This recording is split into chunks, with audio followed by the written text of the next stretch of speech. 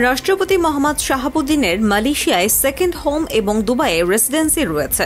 সামাজিক যোগাযোগ মাধ্যমে এমন তথ্য ছড়িয়ে পড়ার পর এই নিয়ে চলছে নানা সমালোচনা। এমন খবরে নড়ে চড়ে বসেছে অন্তর্বর্তীকালীন সরকার। তবে সত্যতা নিয়ে মন্তব্য করতে চান না পররাষ্ট্র উপদেষ্টা তৌহিদ হোসেন। এটা রাষ্ট্রপতির বিষয়, খুবই সেনসিটিভ।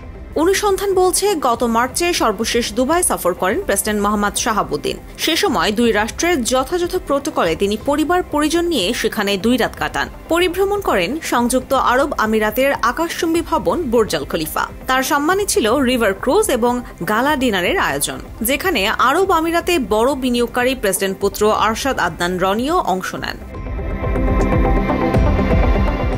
দায়িত্বশীল কূটনৈতিক সূত্র মতে বিদেশে প্রেসিডেন্টের সহায় সম্পত্তি থাকার প্রাথমিক সত্যতা নিশ্চিত হওয়ার পর সরকারের একাধিক সংস্থা তদন্ত শুরু করেছে। পররাষ্ট্র মন্ত্রণালয় নয়, বরং সরকারের অন্য অর্গান এই নিয়ে কাজ করতে জানিয়ে উপদেষ্টা বলেন, বিষয়টি খুবই সংবেদনশীল। সরকারের যথাযথ কর্তৃপক্ষ এটা দেখছে। এর মধ্যে আইনগত দিক আছে, রাষ্ট্রপতি নিজের ব্যাপার আছে। তবে সংযুক্ত আরব আমিরাতের দায়িত্বশীল কূটনৈতিক সূত্রগুলো বলছে, প্রেসিডেন্টের একমাত্র ছেলে আরশাদ আদনান রনির দুবাইতে ব্যবসা রয়েছে। এই সূত্র ধরেই দুবাইয়ের একটি কোম্পানিতে বিনিয়োগ এবং বসবাসের অনুমতি পেয়েছেন রাষ্ট্রপতি মোহাম্মদ শাহাবুদ্দিন।